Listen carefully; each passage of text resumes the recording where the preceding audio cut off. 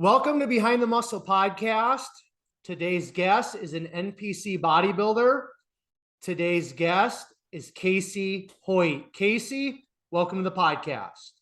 Thanks for having me on, man. I really have been looking forward to getting on here with you and having a chat. I've been listening to some of your podcasts, and I listened to a lot of the early ones, especially too.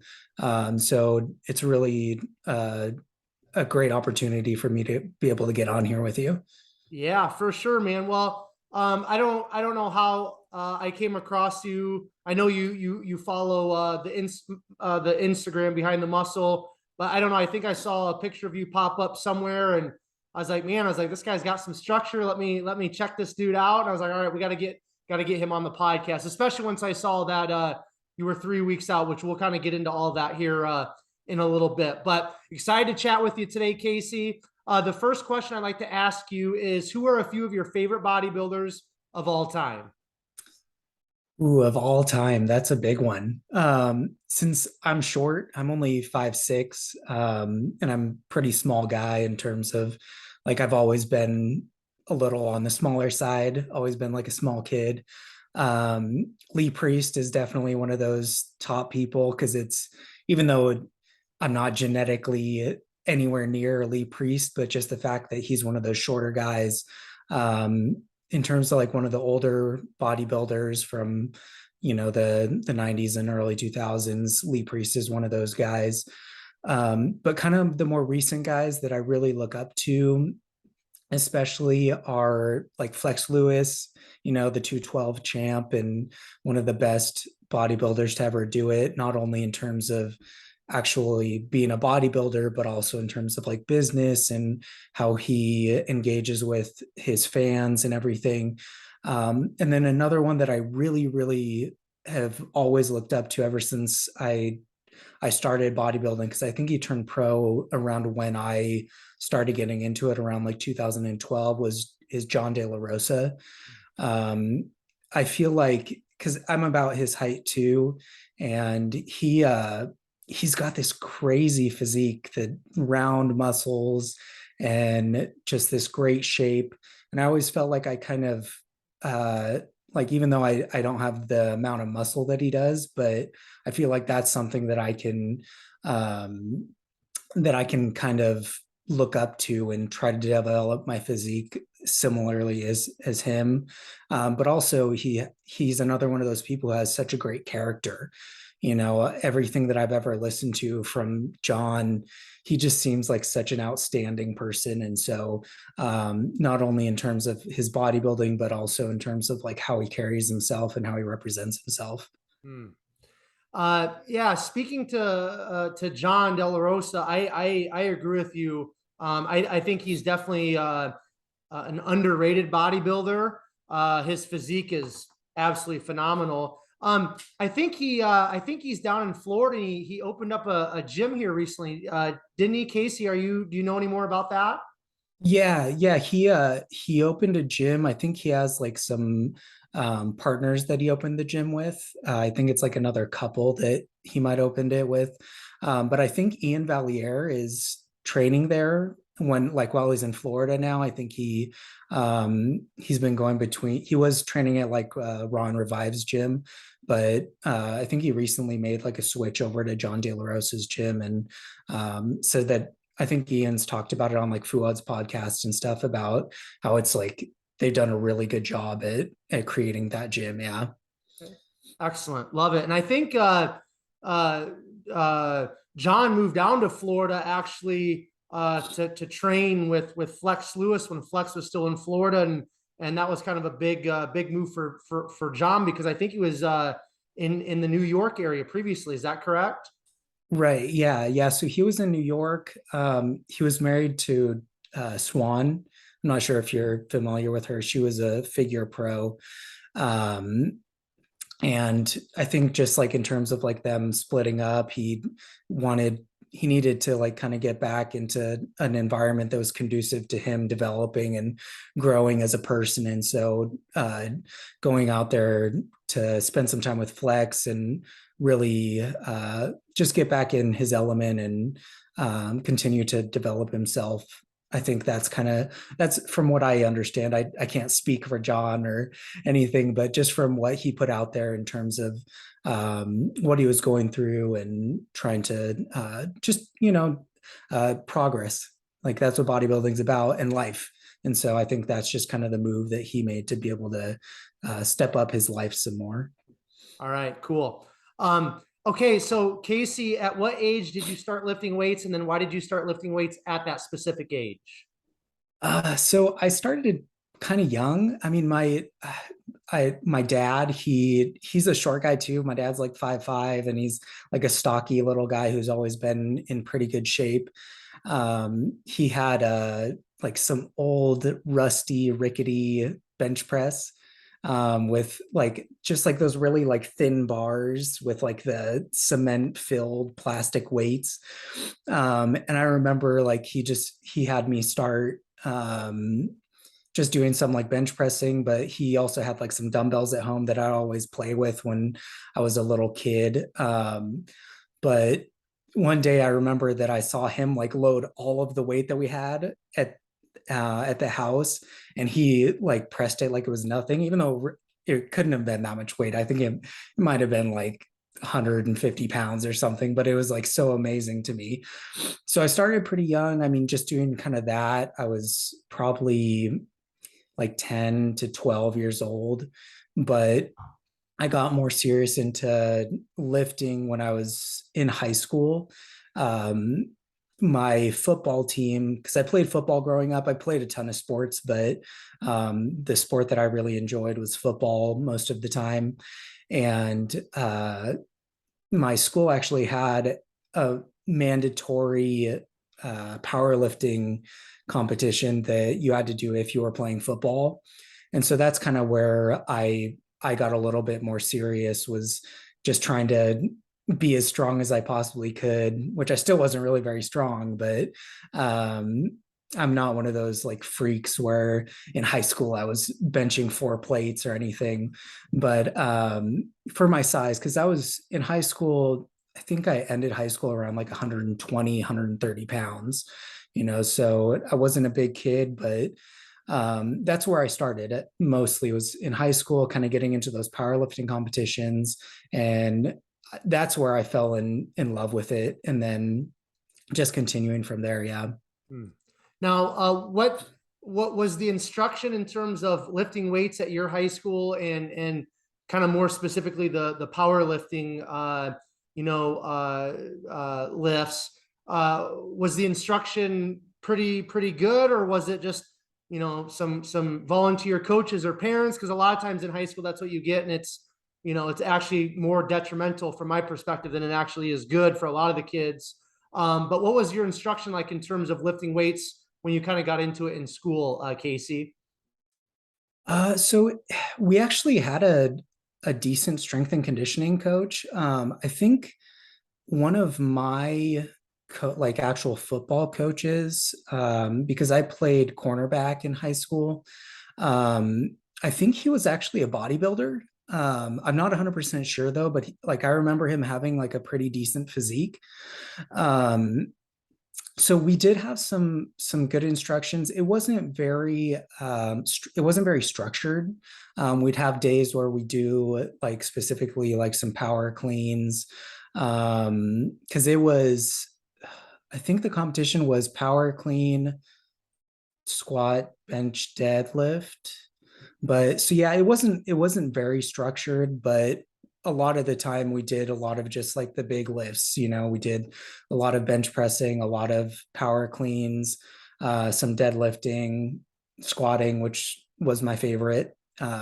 Probably just because I was decent at it. I've never been a good deadlifter or a good bencher. So I remember in my first powerlifting competition, my max was like 135. So just a plate. But I was squatting around like 300 pounds at like around like 14, 15 years old. So yeah. So there wasn't a ton of structure, but we did have some great coaches. Our strength and conditioning coach was pretty intense from what I remember. And I remember them being kind of like more similar to like a Louis Simmons kind of intensity approach to our lifting. Yeah. Okay, awesome.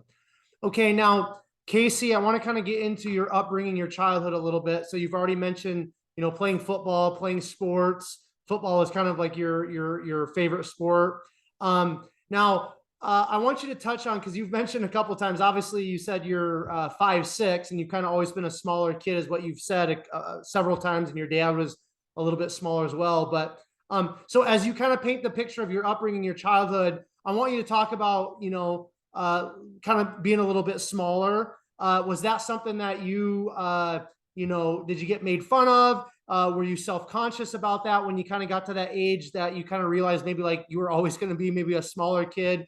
Because, middle school, high school, like there's just certain things that we maybe can control or can't control that, we start kind of getting picked on. Most of us got picked on for something at some age, right? But I want you to talk about that. If that was something that did kind of affect you a little bit, I want you to talk about that. Otherwise, just talk about the sports that you played, talk about your upbringing, where did you grow up, paint that picture for us up to about high school. And then I've got some questions to move us on from there. Yeah. So I grew up in Southern California, town. It's like a surfer beach community called San Clemente, halfway between LA and San Diego. Um, I lived there up until I was about 19 years old. So it was actually wonderful. Like I was very, very lucky. I grew up in a small family. So my mom, my dad, I have an older sister, and then my uncle who's special needs. He's lived with us our whole life. Um, and luckily I, I, I have to say that I'm like very blessed in terms of the upbringing that I had. When it comes to being small, I, uh, I actually never. I'm probably one of those weird cases where I don't I don't bodybuild because of any like insecurities. Um, I'm not. I didn't really get picked on. Luckily, I had a great time in high school and middle school and elementary school. I think part of that is like obviously I had a wonderful family environment. My parents loved me. I got to see how hard my dad worked. He would travel to LA to work pretty much every day. I'd see him get up at 4 o'clock in the morning to get ready for work. He wouldn't get back until late at night because traffic going around LA is absolutely terrible. So I saw that hard work ethic. I spent a lot of my time growing up with my mom mostly. I mean, my dad was home whenever he could be home, but he worked a lot.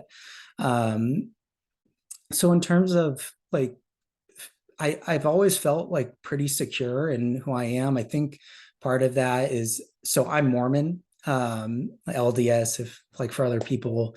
Um, I I feel like that has helped like develop me into who I am today. Um I I think like the values that I was taught by my family and through like the church uh kind of helped me to feel confident, feel loved, feel supported. Um and yeah, so when it comes to like getting into bodybuilding, I think some of the things that when I was young that got me into that, like I said, my dad, like I saw him as this like stocky, bigger than life person, even though he's really small. But I'm small too. So I think that was one thing. Another thing is like Dragon Ball Z. I'm not sure if like that was something that you were into, but when I was growing up, that was huge. And I just saw those guys, and anytime that they like powered up, they would just get like way bigger and veiny. And I was like, man, that's crazy. I'd love to be like that. So I think that's kind of like one of the things that led to like deep down led to me like getting into this.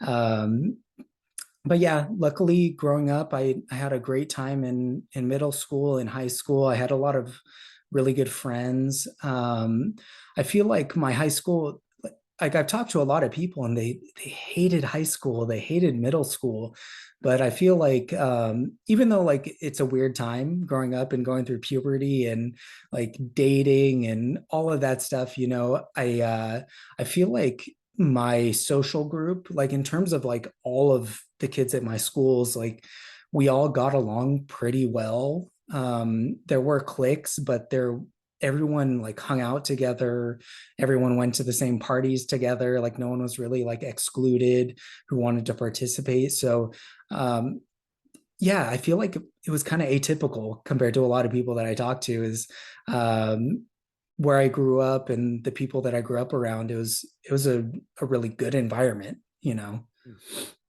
Talk about sports for a minute. You said you played football, you played other sports. How did that kind of impact or shape your upbringing and maybe instill some values that you know, maybe you didn't gain from your church experience or your family? Yeah, so my dad, he's very well, not now, I don't think as much, but he was very involved in martial arts. He grew up in LA, so he had a pretty rough upbringing along with my mom. So he got into like martial arts and stuff when he was growing up and getting older. And so he started me and my sister in martial arts really, really early. I think I was like 2 or 3 years old when I started. And I did competitions. So I did martial arts from when I was around that age until I think about like 14 to 16. I don't remember exactly when I stopped, but so I did that for a long time. And that obviously has a lot of crossover in terms of like being determined and getting kind of like into those routines of uh, going to like the martial arts classes, but also having to practice things at home on your own. Because I did a lot of like routine stuff for martial arts. So they have like a lot of like different weapons stuff and different routines that you're scored on. So I did that. And so I think that definitely played a part in me getting into and being like so consistent. Like that's with bodybuilding, consistency is everything. And I think that the martial arts from such a young age instilled that into me. And so, but also growing up, I did soccer, I did baseball, football. I think I did like a short stint in gymnastics and swimming, but I didn't really care too much for swimming. Also, my dad got me into the water early. My dad's a beach bum. If he could just live on the beach 24/7 and surf all day, he would. So I got into that really young also. And so that's another thing that requires a lot of patience. You know, you're failing a ton. Um, and it takes a long time to even just sit out there and try to catch a wave, you know. So that's something that I did a lot up until like around that same age. I mean, I kind of left a lot of things that I was doing around like 16-ish years old. Something kind of different that I did also is I was a Polynesian dancer from when I was 8 until about 16. So like if you've seen Lilo and Stitch, you know, all the dancing that they do with like the fire and stuff. So I did all of that. So yeah, I was exposed to a lot of different things. Luckily, my parents kind of pushed me into a lot of those things and kind of forced. I wouldn't say forced because I did enjoy doing them once I was there, but half the time I didn't really want to go in the first place. But yeah, so just a lot of different types of sports, exploring different things to just to try. And my parents always encouraged me to continue doing those things and not to give up just because I didn't really want to do it at the time. So I think just a lot of different experience that allowed me to understand what it takes to be an athlete, to be a well-rounded person in general. Now, talk to us a little bit, Casey, about academics, because I know from your Instagram, you got a bachelor's degree in exercise and sports science. So obviously you went to college, but before we get to that point, was your studies, was your education something also that your parents stressed pretty strongly in the home? Um, kind of. My parents weren't like, they wanted me to obviously get good grades, but I just I didn't really care that much. When I was younger, yeah, I was the type of person where I'd figure out exactly what I needed to do in terms of like the bare minimum to pass classes and stuff. I'd do that much and then I'd be done. So I actually didn't really do very well in high school. I think I did fine in like elementary and middle school, but once I got to high school, I just didn't really care much for learning. Looking back, I wish I had, because I feel like a lot of things, like if I would have paid more attention and put more effort into my learning, like it would have helped me a little bit more. But yeah, I had to repeat some classes in high school. Like when I think I was a junior, I had to repeat my freshman English class or some other class because I got a D. I think I graduated from high school with like a 2.8 GPA. So it wasn't a priority. Once when I was in high school, I did a lot of partying. Um, I mean, from when I was probably like 15 until about like 18 or 19, I partied a lot. So yeah, that was kind of like the thing that I was doing. Yeah. Okay. Very very interesting. I wouldn't have, if you hadn't said the party thing there just at the end. I never would have guessed that from just your story, because you painted a very like a very almost perfect picture of your childhood. Now, so let's talk about then.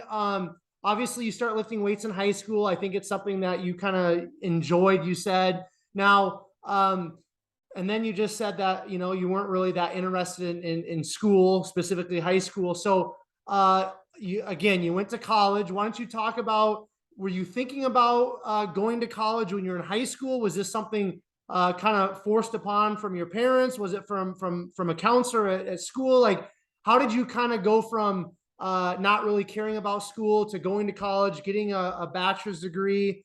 And then why did you choose the exercise and sports science? Why don't you just kind of unpack that a little bit for us, Casey, please? Yeah. So my parents, they were thinking about me going to college while I was in high school, but I had no thought about it.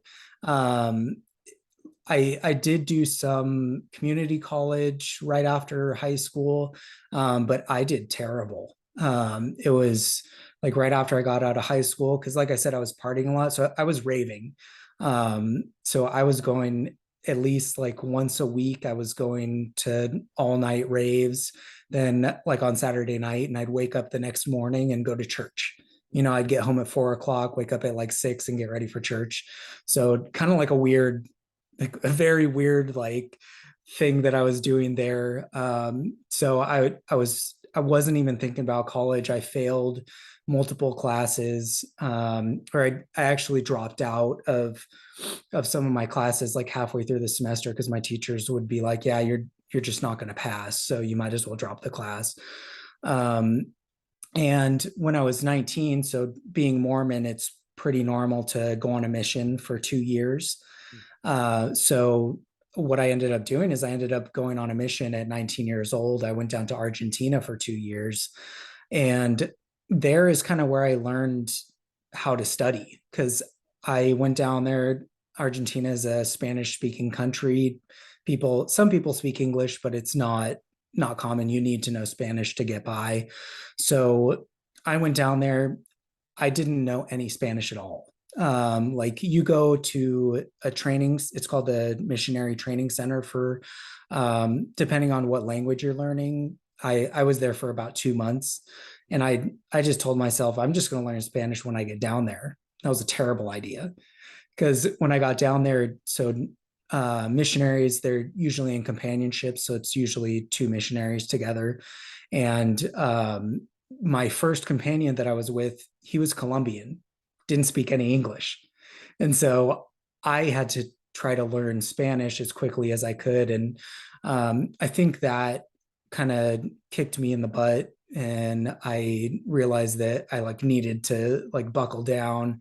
And so from there, that's kind of where I started, not necessarily like getting into academics, but focusing on learning more. Um, and while I was there, my mom actually applied for me to go to college, to a Mormon college, so BYU Hawaii, so out on Oahu. And so, because I still wasn't really even thinking about college. I'm not like a super like looking into the future type of person. I'm pretty like, I kind of live in the moment, and I have a hard time like looking too far into the future. So once I got back from my mission and I went to college out in Hawaii, like I I don't know what happened. Like I ended up just getting really like interested in learning. And that's when that's when I got into bodybuilding too, is like right when I got back from my mission. One of my buddies, he was kind of into bodybuilding, but like not like actual competitive bodybuilding or anything. But when I between when I got back from my mission, because I had about 2 months before college started, I ended up on YouTube and I saw Dennis James when he has that, like, I think it's like the NPC like purple or blue stringer on, where he just looks massive and round. And that's really what I was like when I saw that video of Dennis James in the gym. I was like, dude, this is what I want to do. So I guess that's another bodybuilder that I love, Dennis James.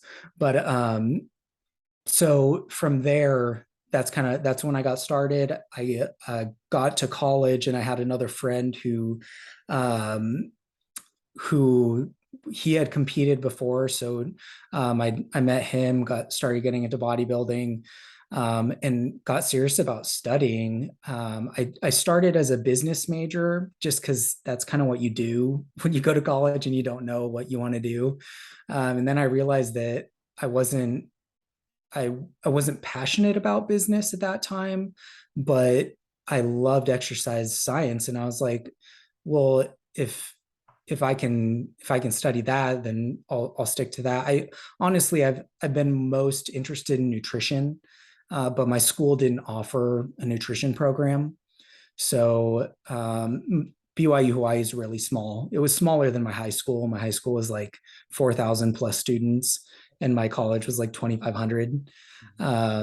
So they didn't offer a lot of like different types of majors. So if it was anything that was kind of out of the norm, they didn't have it. Um, but yeah, so I got super interested in studying exercise science, which is really similar to kinesiology. Had some great professors that really like supported me and helped me like develop my academic skills, and they were great. So from there, like that's how I just got really interested in learning and studying, and that's like everything that in terms of like bodybuilding is like where all of that started. I was researching everything on YouTube. I had coached myself from 2012 all the way up until recently, when I started with Justin, who you've had on. And so that's like my academic like journey. And it really it's weird that I went from absolutely not caring about school, not caring about learning, to just I I actually went from like that 2.8 GPA in high school to getting pretty much full tuition scholarship in college because of my grades. So very, very weird to go from like one completely opposite end of the spectrum to the other. Well, I think that's a testament to a word that you brought up earlier, Casey, and that's passion, right? Like I think unfortunately in our country, when we're growing up, you know, a lot of our education is forced upon us, and we're forced to read books that we don't want to read. We're forced to learn things that will literally have no value to us when we get older. And I think this is a similar story I've heard. I mean, I've been podcasting now for over 4 years, not with this podcast, but with this one and another one. And it's always kind of been like a story format where I talk to people and they share their story like you're doing right now with us. And time again, you know, through the podcast and just through having other conversations with other people, it's like, you know, a lot of people didn't enjoy the studying side of, you know, high school. And then at some point, whether it's in college or post high school, they realize like, hey, I'm passionate about this thing, whether it's bodybuilding or, you know, running or CrossFit or, you know, some sort of, you know, whatever. They find this passion, and then that passion really fuels the learning and the education side of things. And then like myself, it's like, man, I actually enjoy learning when I get to choose what I want to learn, and I get to learn about what I'm passionate about. So I love that. And I think that's really probably the light switch for you, was just like, you found something that you were passionate about. And it's like, I'm going to move in this direction with my life. I'm going to study it. I enjoy it. I love it. I'm going to live it. I'm going to do it. And then here we are. So I love that. Now, before we kind of get into all things bodybuilding talk, Casey, I want to talk a little bit about, so once you graduated college, you know, you've got bills you got to pay. So kind of what has the career side of things looked like for you post college up to today? It's been weird. That's all I gotta say. So in college, I worked at the fitness center for a little bit. And then once I got like that full tuition scholarship, and I also got some like FAFSA, so some like government aid on school. I kind of just didn't work, which I should have. I honestly should have kept working and not kind of slacked there.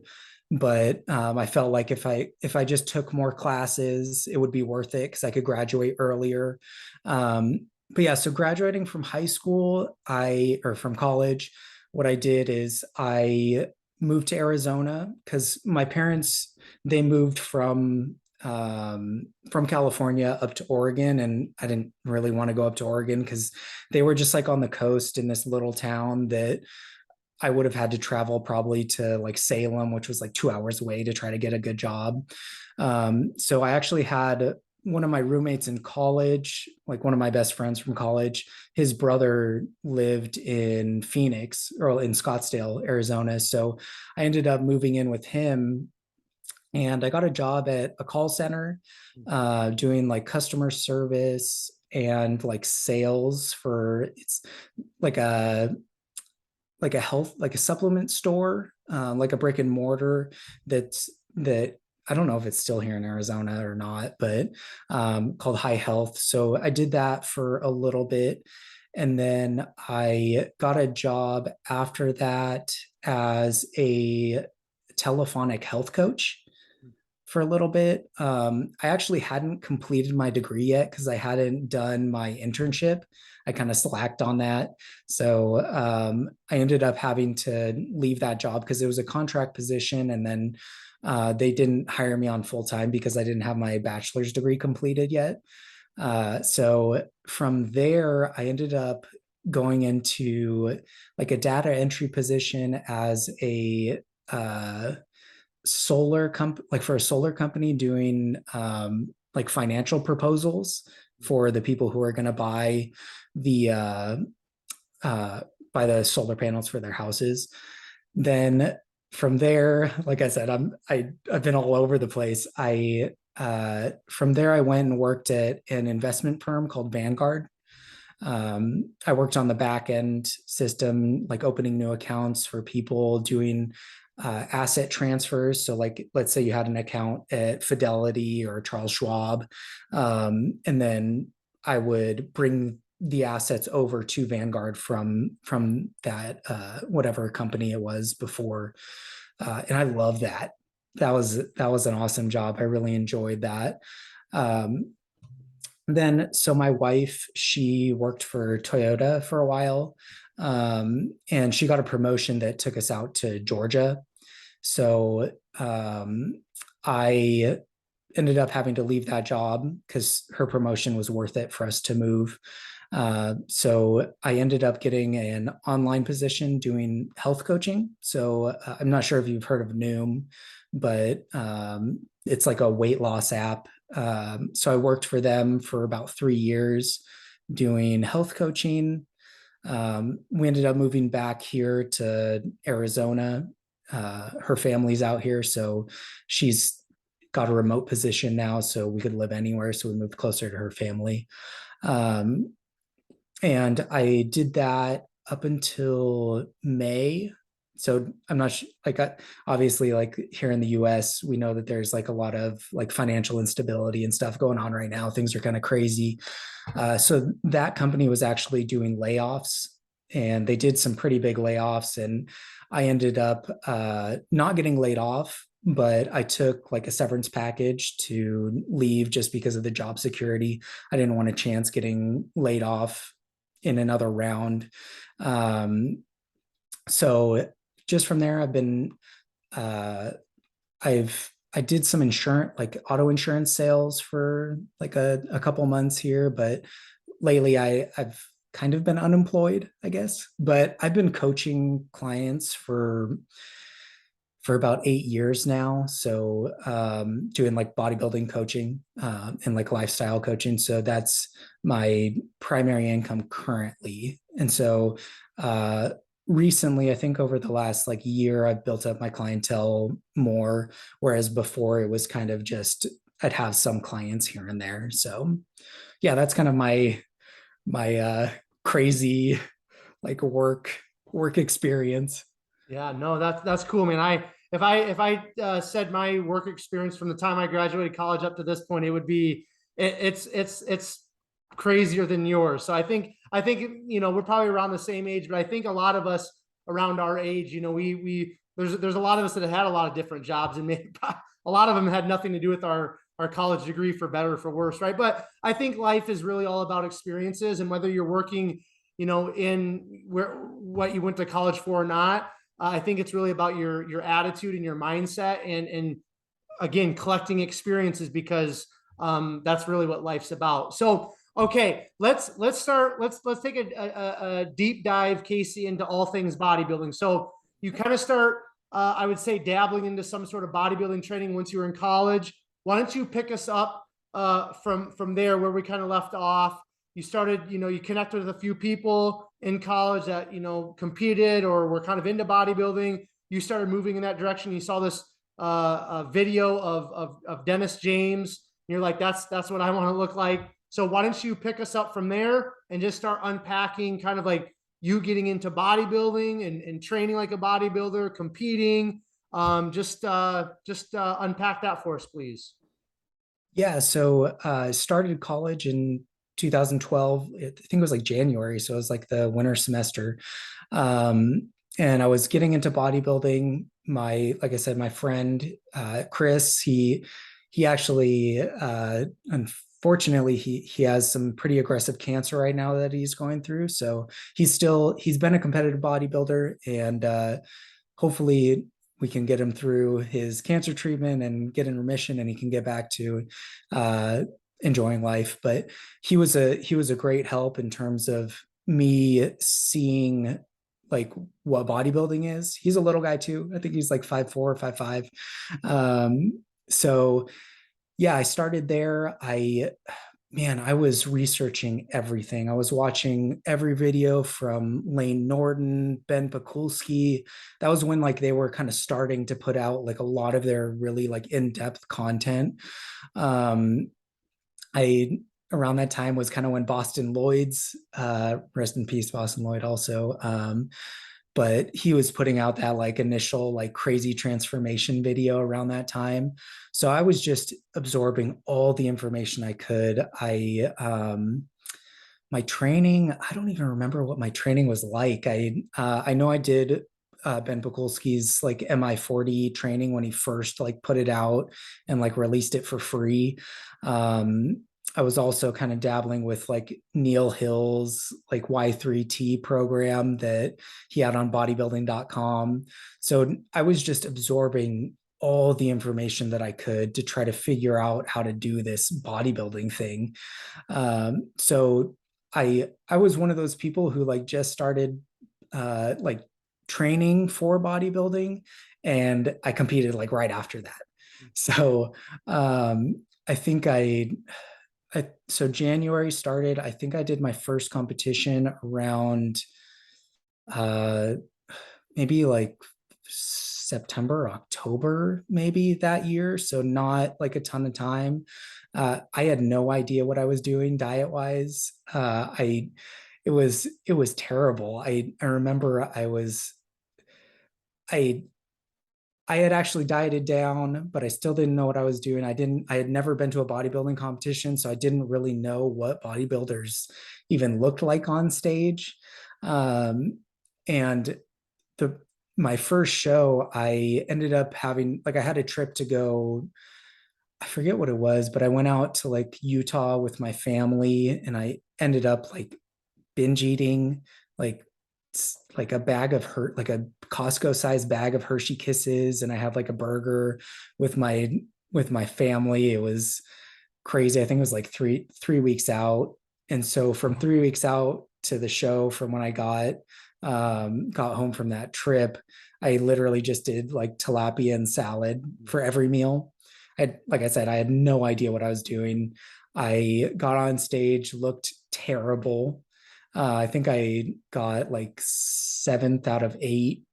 I think I was a lightweight, but I definitely should have been like a really small bantamweight. Um, and that really just like set a fire in me. I was like, I am never going to look this bad again on stage. Um, yeah, I was not happy with how I looked. It was awesome. Like I enjoyed it and I thought it was really cool, but I wanted to be better. Like that was the number one thing. And so from there, I kept learning. Like I kept digging into all the information that I possibly could on YouTube, on like bodybuilding.com. But I really like throughout my entire bodybuilding career, I guess, if you consider it a career. But my time bodybuilding, I've utilized YouTube a lot. And I think YouTube is a great resource. And I've spent 10 years sifting through all the information available on YouTube. And there's so much great content out there now that we're really lucky. But yeah, from there, I took about a full year off for off season. And then, so all of 2013, I took off. And then I planned a show in April of 2014 for my second show. And I got, I got in really good shape. I mean, I still probably could have been leaner, but in terms of like prepping myself and using the knowledge that I had, like the limited knowledge that I had, I I got in pretty good shape, pretty decent shape. I was a bantamweight. I was little. I think I was like 136 pounds at weigh-ins. But I won my class in that show. And yeah, it's just I haven't done a lot of shows, honestly. I've done I think like 4 or 5 shows so far, just because I've never felt big enough. So I've taken a lot of like extended off seasons. I've taken like 5 years off stage between some shows, just because I needed to be bigger. Like being 5'6", I like to be either like right now we're going to be shooting to be a middleweight. For nationals, I'll probably end up being a light heavyweight for this first show and then pulling down further. But like in terms of like being a professional at some point, which is the goal for all of us who are amateurs, we want to become a professional and then move forward from there. I I'd need to be getting closer to that 200 pound mark on stage. So I've always just been trying to get bigger, trying to get stronger. And yeah, so that's kind of like my early stages with bodybuilding. Perfect. Now, when was the last time that you competed, Casey? My last show was in 2020. So I was in Georgia, and it was literally the weekend before everything shut down for the craziness that happened in 2020. Yeah, literally, because I was planning my reverse to have like this a wonderful reverse and to grow, and literally like the next day gyms and everything shut down. So yeah, my last show was in 2020. I was a light heavyweight. I probably could have sucked down to middleweight too at that time, but I probably looked like my best around like 180-ish. So yeah, that was my last show back in 2020. So it's been about 2 years since I've been on stage. Okay. Now, you mentioned earlier that you started off prepping yourself up till just recently when you connect with Justin Jacoby, who he's been on the podcast. I think this last time was like his third or fourth time. Absolutely love that guy. He is, he's already, I think, a great coach. But the trajectory that he's on, he's going to be an elite coach within the bodybuilding community in a very short time. I believe that, because he's got his head on straight.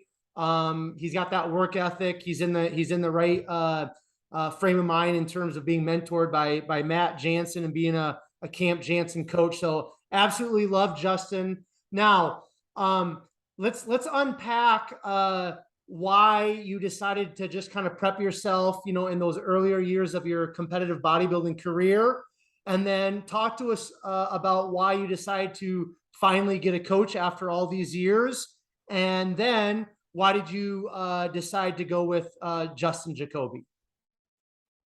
Yeah, so initially I didn't really even think about a coach. Like I didn't even know that was really like a thing. Like I said, I kind of jumped into bodybuilding not knowing anything. So I learned and I applied, and I figured since I had my degree or I was working on my degree in exercise science, I could figure it out myself. And I love experimenting. That's one of the things that I really enjoy is doing this process, learning it. And that's why I like coaching people also, is not necessarily to experiment on them, but to develop my skills and my ability as a coach. And I honestly, I haven't had the financial means to have a coach for the whole time. I actually hired Jordan Peters, so trained by JP on Instagram. I hired him for a couple months back in 2000, I think 16 or 17. I think it might have been 17. And I just couldn't financially afford it. He wasn't very expensive at the time, but I still couldn't make ends meet in terms of having a coach. So, maybe I didn't prioritize it as much either, but still in terms of everything that we have to do for bodybuilding, trying to do that on top of having a coach and everything, I couldn't rationally make it work. So that's kind of that, but also even with it, when I was working with Jordan, I wanted to have the control, because I like it. Like I said, I like experimenting. And so I wanted to even just kind of do things myself, because I know what to do and I know how to do it. And I enjoy the process of experimenting and seeing what I can do myself. When it comes to this most recent year, the change. So I met Justin back when I was living in Georgia, because he was in Georgia too at that time. I met him in the gym. I saw him, we talked, and he was an awesome guy, so every time that we see each other in the gym, we'd end up chatting for anywhere from 5 minutes to 10 to 15, so we developed like a good connection. Like I don't really do a lot outside of the gym, so like I haven't like hung out with him or anything outside of the gym, but we chatted, and then I think it was at the beginning of the year, uh we had kind of talked about like coaching before, but I think I posted something about me like taking on new clients, and he like reached out to me. He's like, "Hey, who's coaching the coach?"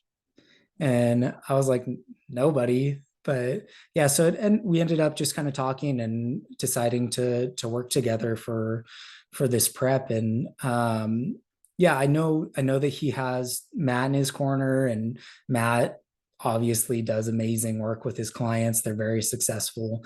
And I think the most important thing for me, like I said, I've coached myself for a while, and I know the basics and I know what to do.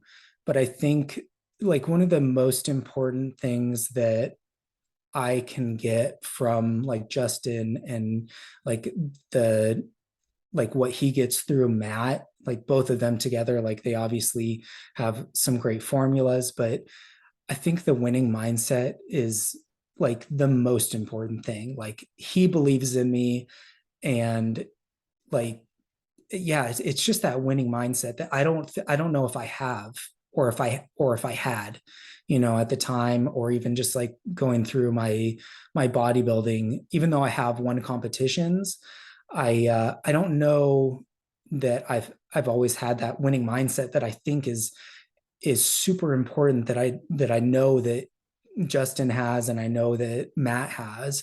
So I think that's like one of the most beneficial things that I can get through working with Justin.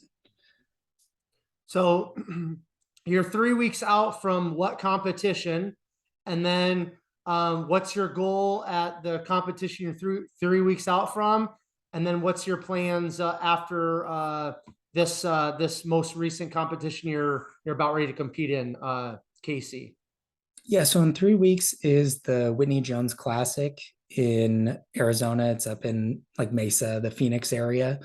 Um, and the goal for that, honestly, is just to qualify for nationals, because I've qualified multiple times in the past for nationals. I just haven't done it because I haven't felt ready, and like spending the money just to go do nationals just because, even though I don't feel like I'm ready to be a professional, it just didn't make sense.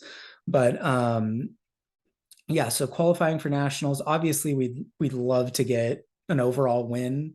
But in terms of like me, I don't know if I'll be 100% in terms of my condition for this first show, which I don't think that I need. Which is, I'm not trying to be like arrogant or anything, but a lot of times at these local shows, there's not, especially in bodybuilding nowadays, there's not a ton of guys who are 100% that are ready for the national level anyway. There might be like one or two guys in the whole bodybuilding division that are like nationals ready, so I feel like as long as I bring good condition, which I do have at this point, still 3 weeks to get tighter is plenty of time. But yeah, so be good enough to get a qualification, ideally win my class and win the overall.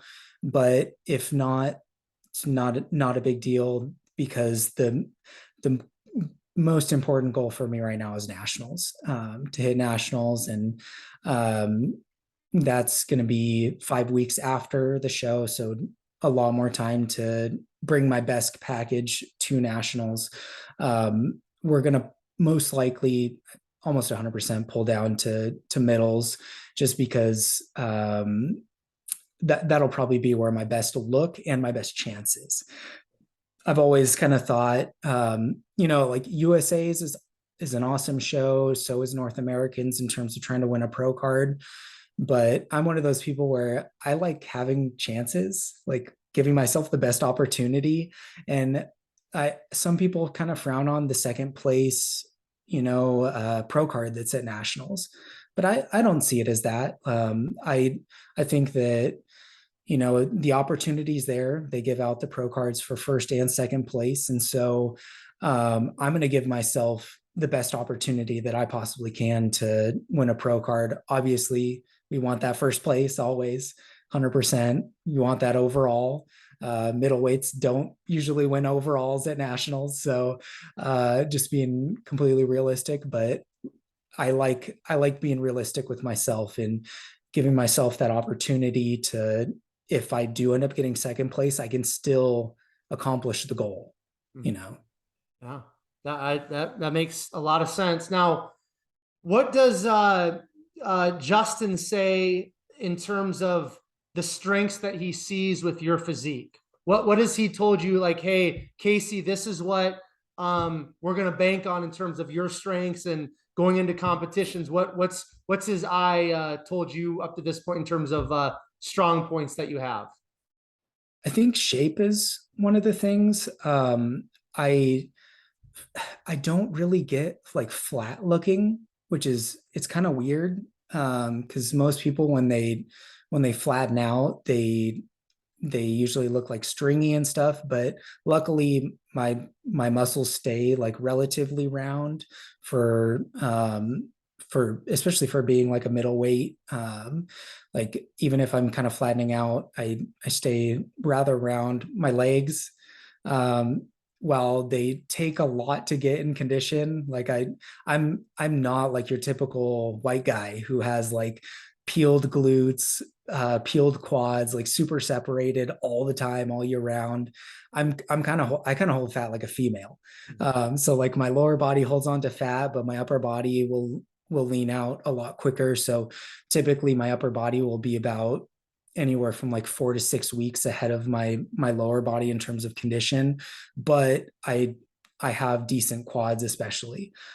So that's kind of probably one of my strengths, along with just my overall shape and like my ability to have like a fuller, rounder look, despite being like more depleted, I guess.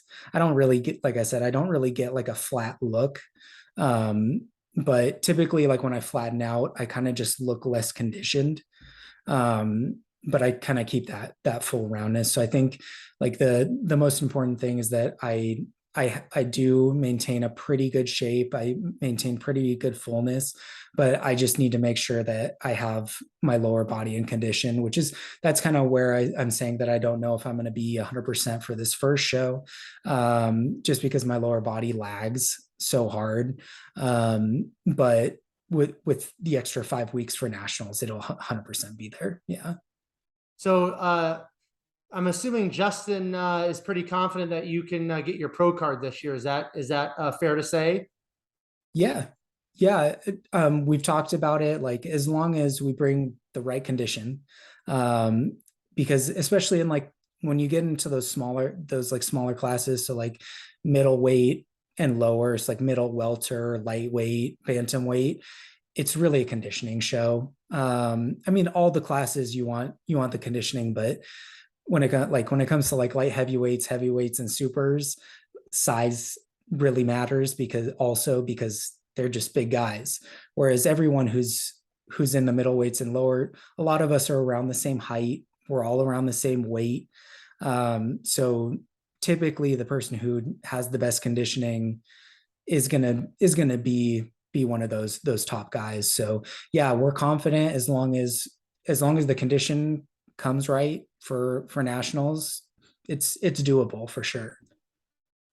What's your if and when you get this pro card, Casey, what's kind of like your long-term competitive bodybuilding goal? I know earlier you said that you're not much of a too far in advance type of a thinker, but I'm sure you've had thoughts about being an IFBB Pro and what you might want to do with that. What are your plans? And then does that kind of tie into you continuing to grow your coaching business and wanting to kind of utilize your competition and being an IFBB Pro to grow that coaching and training business? Just talk about that for a second. Yeah, so I'll touch on the bodybuilding coaching first. Definitely, I love helping people. I love working with athletes and especially people who are motivated, people who are determined, that have like really strong passion towards their goals. I love working with people like that.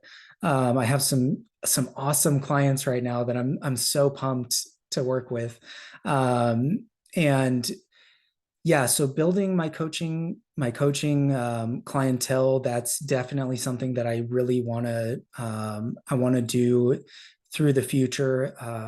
Like I, like I said, I just love helping people.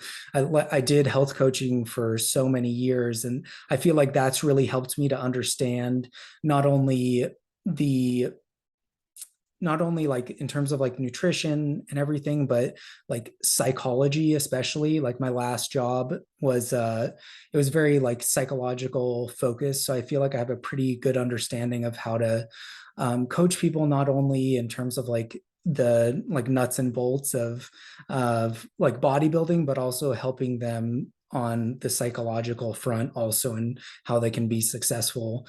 But yeah, coaching is definitely the one thing that I want to really build out. I'm not sure like what other types of like business endeavors I'd like to do in the future, but I'm definitely becoming more entrepreneurial. Especially like this year, I've really been digging into like personal finance and stuff like that. So, but yeah, bodybuilding. Once I get a pro card, I need to grow. I know I need to be a lot bigger. I'd love to compete professionally as a 212 competitor, but like I said, I look up to John De La Rosa. I'm not him, but I would love to put on the amount of size that John has. Um, and so if that means moving up to the open at some point, that would be, I would be completely open to that.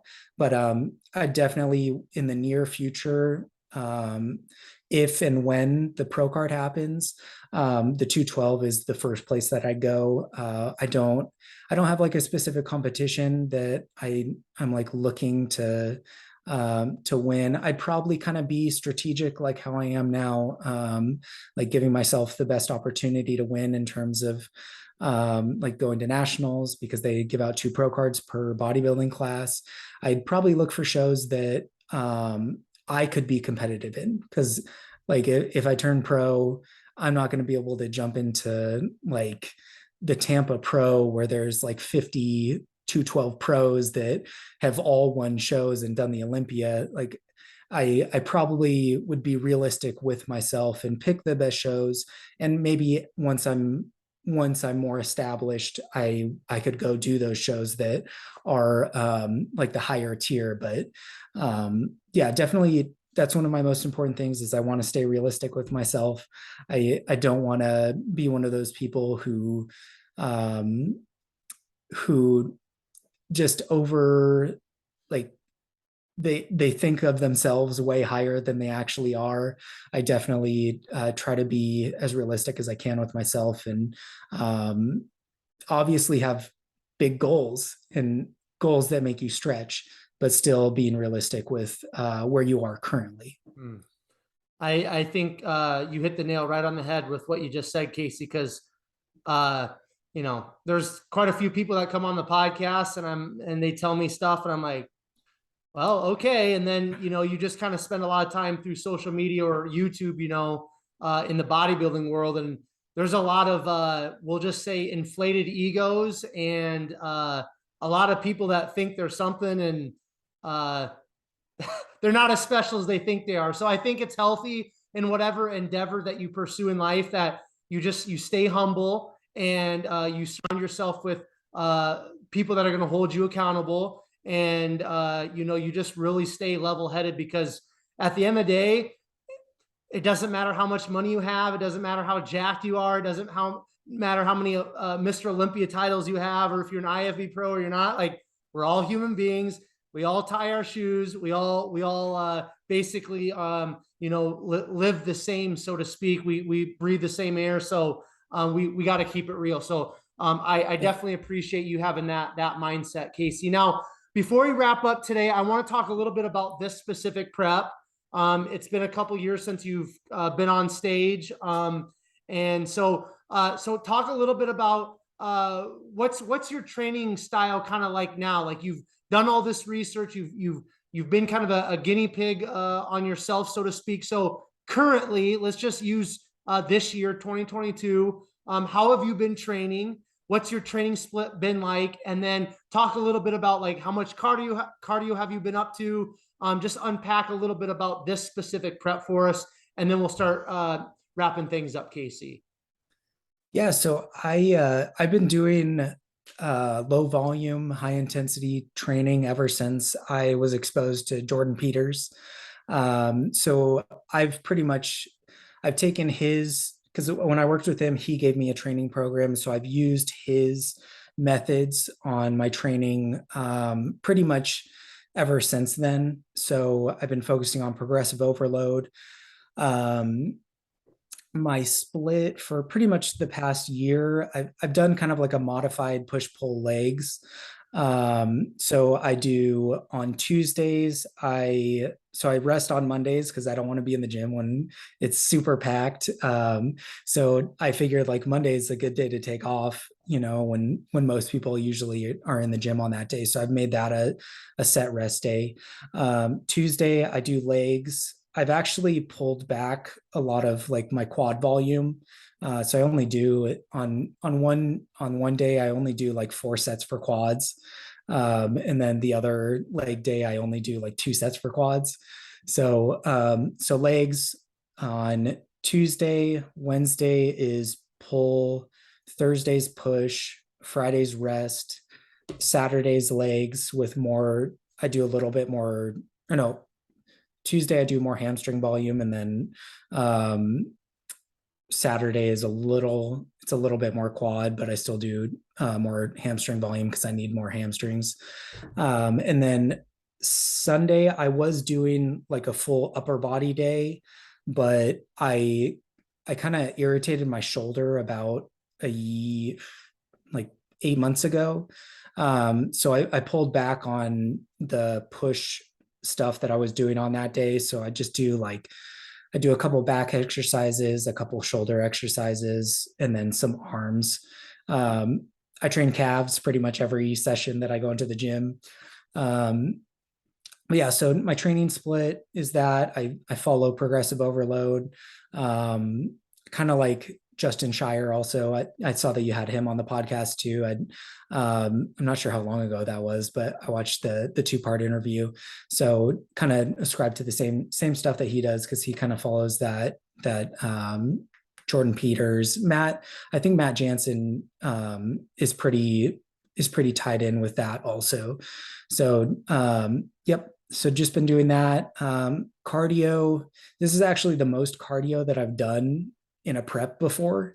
I'm doing 45 minutes fasted in the morning and then 45 minutes post workout. So 5 days a week for both of those currently. We've had some like spurts of adding in some high intensity interval training for the cardio. Right now I am doing a little bit of HIIT, like 15 minutes of HIIT to start my post workout cardio. Yeah, what else did you want to go over? Kind of. No, that's kind of it. Now I want to ask you the HIIT cardio. That's something you don't always hear. High level competitive bodybuilders partaking in. So what does that look like? Is this what you tell us? What does the HIIT cardio look like for you? Yeah, so that's something that I learned from Ben Pekulski like early on. I think for my second prep, he had a video out where they're called Wingate Sprints. I'm not sure if you've heard of them, but it's literally you're on a spin bike. They have special bikes for it where it has like these plates that you can put on and pull off for resistance. But what you do is you start out at just kind of like a normal like speed with low resistance. You increase your RPMs and you jack up the resistance. So you literally go all out until you can't pedal the pedals for 30 seconds. So you should be like unable to move the pedals by that 30-second mark. and then back off for a minute and just kind of do like an active recovery with like low resistance, low speed. And then you repeat that. So 30 seconds on, 1 minute off. And it's gnarly. Like it's like you get the gnarliest quad pump.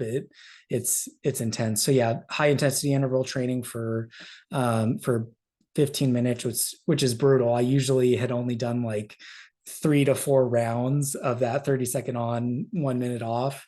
So 15 minutes is pretty brutal. But then the rest of the cardio is just it's steady state walking on the treadmill.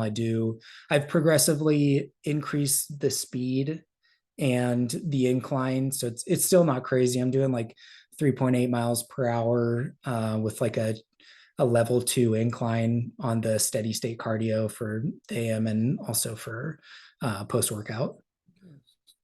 Now, what gym do you train out of, and what's kind of the bodybuilding environment kind of in the area that you live in Arizona? Because I know, I mean, there's a pretty big bodybuilding community in Arizona. I just don't know if it's specifically where you're at.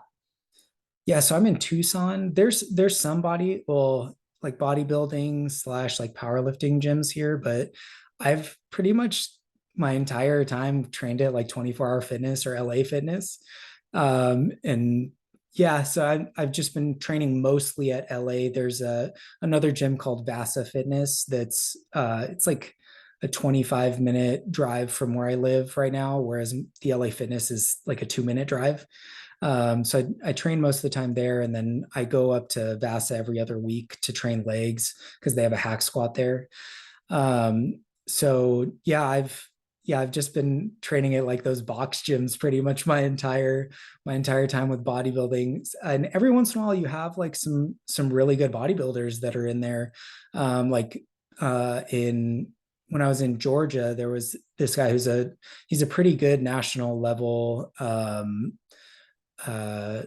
super heavyweight. I think he competed a couple years ago. He was huge. It was not fair. But yeah, so but here, like at this one, there's not many, if any, bodybuilders, like actual competitive bodybuilders, at the gym that I go to. But I do know there's a powerlifting slash like bodybuilding gym not too far away that I'm not sure. I forget what her name is. I think it like might be Marissa or something. She's one of Shelby Starnes WPD clients. She has a gym out here, but yeah, so Tucson's a little not quite as bodybuilding centric or fitness focused as the Phoenix area is, but there's a lot of really good gyms opening up in the Phoenix area for sure. Wow.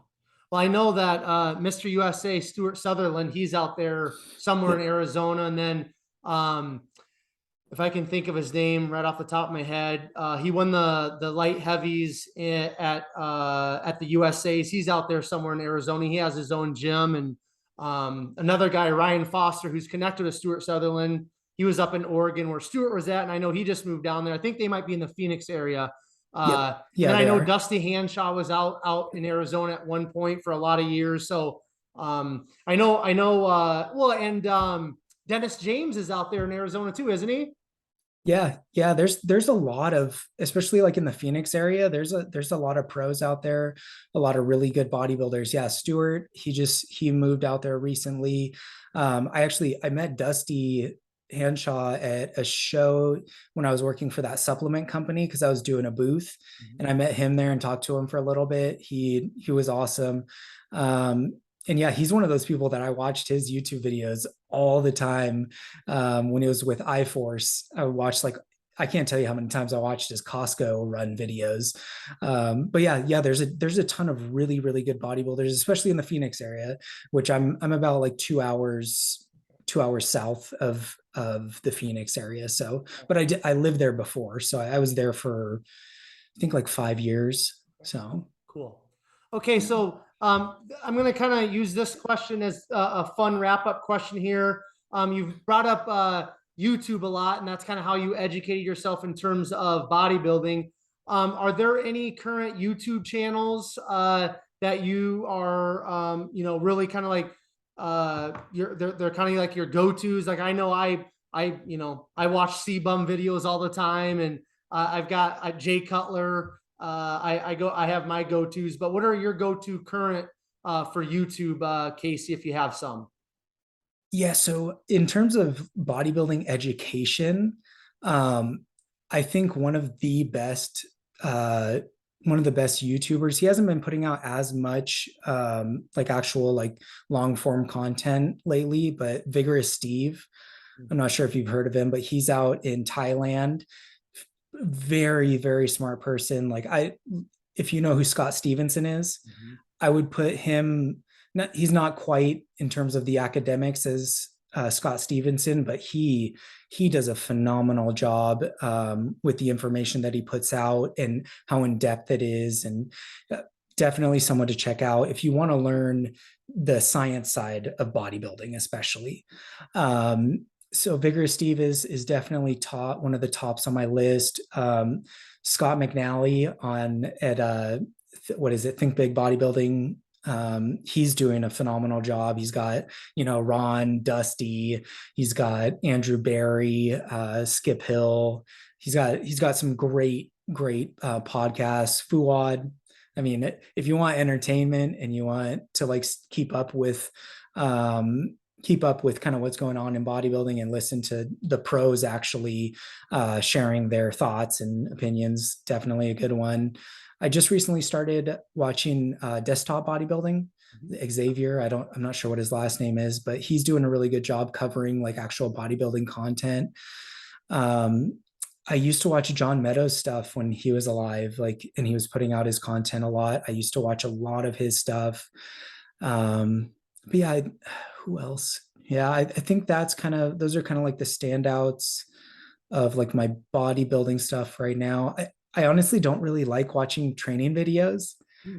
Some people really love watching training videos unless they're like really entertaining. Like I like watching Ian's stuff, because he's entertaining to watch. So is Justin Shire, like his training videos that he puts out they're interesting. I just don't really like watching as much like just a training video with like background music, I don't think it's like as interesting. But when the athletes show their personality in their training videos, that's when I'm more like apt to watch that kind of stuff. But yeah, Jay Cutler TV, he does a great job too. Yeah, who else? Man, I watch so much YouTube. There's a lot, isn't there? Yeah. But yeah, lately, like I mentioned earlier, is that I've kind of been diving into a lot of personal finance stuff. So I've been splitting up pretty much. I'm doing like half bodybuilding, half like personal finance YouTube. So those are kind of what I've been digging into lately. What are a couple of the personal finance YouTube channels that you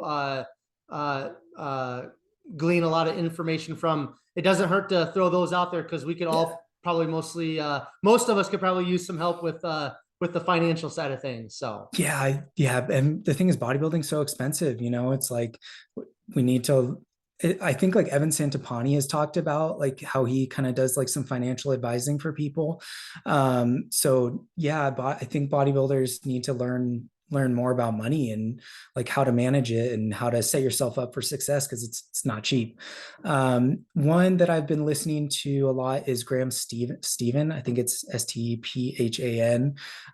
He's got a pretty big following. He's got like 4 million subscribers on one channel and then a couple 100,000 on other channels. But he's awesome, very entertaining. He's into real estate. He's been really successful. I'm not sure if you've seen Selling Sunset on Netflix. Okay. He worked for one of those real estate groups that is on there. Meet Kevin is pretty interesting. He does pretty good. He does pretty good like analysis of like what's going on with like the stock market and stuff. Jeremy, I think his YouTube channel is Financial Education. He does him and Meet Kevin are pretty similar, but yeah, I think those two are really good. Graham Stephan, he has a podcast that he does like once to twice a week called the Iced Coffee Hour. So if you want like to hear some interviews from people who are very, very successful, people who have like multi-million-dollar businesses. They have a lot of like different content creators. They have people who are successful in other types of businesses and stuff. And they just do like hour to 2 hour long interviews with people. So I really have been enjoying like learning from that stuff. Yeah. Cool. Last fun question. And then I'm going to kind of give you the platform, Casey, to share any final thoughts or any final words you might have for us. And this, I think this is going to be a good one because you've trained mostly out of Globo gyms or the box gyms. So what are a couple of your top gym pet peeves? Ooh, I think the worst thing is when people don't put dumbbells in the right spots. It's like you can't count. It's like it literally says on there the 20-pound dumbbells go right here, and there's a 40-pound dumbbell there. I don't understand. Like I don't really have OCD, but when it comes to like some stuff in the gym, I kind of do. So the dumbbells is probably like the biggest pet peeve. Um, I don't, you think like since I'm in prep, I would like know exactly what the pet peeves are, but I'm not really 100% sure what else. I usually have like pretty good experiences with people being respectful and stuff. Gym etiquette, it hasn't been too bad at the gym that I've been to. Um, yeah, I don't mind if like I'd rather people not leave plates on stuff, but like for me, it's not a big deal because I can just take them off. But I feel bad if like a small person needs to like take, like a 45-pound plate off like something that's kind of like high up. But yeah, I think like the the biggest pet peeve thing for me is literally just like if a weight is supposed to like if there's a label on where a weight's supposed to go, like on a weight tree, and someone has like a 25 or a 45 should be like, I do not like that. Yeah, I when I lived out in Detroit, Michigan, I trained at an LA Fitness for a while, and that was by far the worst like gym in terms of like, I mean, literally like I would walk in there and there would be no dumbbells like on the rack, they'd all be on the floor. And like people would just leave. I'd never seen anything like it, right? I grew up in a very like old school small gym where it's like you put weights on a bar, you put the weights Yeah. back. You put collars on a bar when you're squatting, when you're benching. Like it's gym etiquette was like a thing. And I remember training at that gym. I didn't like training there because it was just sloppy and people just like drop dumbbells, leave them there. I'm like, I don't know that my OCD can't handle all that. So I'm glad you can handle that a little bit better than me, but I definitely don't understand when people can't put stuff back. So Casey, first of all, man, before I turn it over to you to kind of share any final thoughts or final words, I just want to say thank you very much, man, for coming on the podcast. I know that you've been a follower and a subscriber to BTM for quite a while now. So I appreciate you supporting the podcast and supporting us through YouTube and on Instagram. But thanks, man, for coming on, sharing your story. I'm excited to see what you and Justin can do together as a team this year, and excited to see you hopefully get that pro card in early December at Nationals. Before I do a quick outro, any final thoughts, any final words that you want to leave with us? I'm going to turn it over to you. Why don't you also give us like your Instagram, any shout outs, anything that you want to leave us with, man? The platform's yours. I'll do a quick outro and then we'll wrap it up. Sounds good. Yeah, I appreciate you having me on. This is like the first podcast that I've been on so far. So it's such a pleasure, such a great opportunity to be able to be on here with you. I really have enjoyed your thoughtful questions and your ability to listen and really dig into kind of me and what's going on with me. And you're doing a great job with the podcast, getting some awesome guests on, and really you can tell that you care a lot about the people that you're having on, and you're interested in what they have to say and their stories. And so you're doing an awesome job, and I really appreciate it, and keep killing it, man. Yeah. So in terms of like things just to for me, on Instagram, I'm at Casey period Hoyt. So yeah, go ahead and check me out. I do have YouTube. I'm not I'm not super wonderful with like putting out content, but I've been putting out like my posing videos and doing like some shorts on my training recently. So that's just my name, Casey Hoyt. My sponsor, I just have my little water bottle, Storm Labs. I've been with them for man, I think it's been like 4 years maybe. Just a small supplement company that has some great products. Their pre-workout is awesome, especially if you like stimulants. Like it's what's getting me through my training. Like these last couple of weeks, it's been a little rough, but definitely helpful. They have some really great products, and yeah, go ahead and check them out. I think it's stormlabsusa.com, but they're also Storm Labs on Instagram. I have a link tree in my bio that has like all the stuff. So if you want to work with me for coaching, go ahead and just check my link tree, fill out the coaching form, and I'll get back to you. But yeah, I just want to say thank you so much. I can't thank you enough for giving me this opportunity, this exposure, and I just wish the best for you and continue to be successful with your podcast. Awesome. Well, thank you very much for the kind words, Casey. And again, thanks for coming on, man, and sharing your bodybuilding story. Okay. Yeah, I appreciate it. All right. All of you who are tuning in to another episode of Behind the Muscle podcast, I just want to say thank you so very much. If it weren't for all of you, the podcast wouldn't exist. I appreciate all of you. I value all of you. And it's just exciting to be a part of something that is grassroots, and there's no gimmicks. There's no advertising dollars being spent for the podcast or any of this. It's all about people coming on, coaches, athletes sharing their stories, and then you, the subscribers and listeners, supporting. And so I just want to say thank you. I'm so grateful for all of you. A couple of quick things as we wrap up this awesome conversation today with Casey. If you have not done so already, make sure you please subscribe to BTM on YouTube. Just type in Behind the Muscle podcast on YouTube and we will pop up. And I release all the episodes first on YouTube, and then I'll distribute them to iTunes, Castbox, Podbean, and some of the other major podcast platforms. So if you are interested in staying up current and all the BTM episodes, make sure you are subscribed on YouTube. There's usually 3, 4, 5, 6, sometimes 7 more episodes that I release each week. So if you want to stay up on all these bodybuilding stories, all the content, make sure you are subscribed to BTM on YouTube. And then also please take this specific episode with Casey, share it on your Instagram stories. Make sure you tag Casey. Go ahead and tag Justin Jacoby, and also make sure you tag Behind the Muscle Podcast 1. That's our handle on Instagram. That's a great way for us to know that you listened specifically to this episode. You found great value in it. It's also a great way for other people that have not found BTM yet to find it. They're going to listen, they're going to watch, and they're going to be positively impacted. And that's really, my heart in bringing these athletes and these coaches on, is that they're going to share their life stories, their bodybuilding stories. People are going to watch, people are going to listen, and these stories of these athletes and these coaches are going to positively impact other people.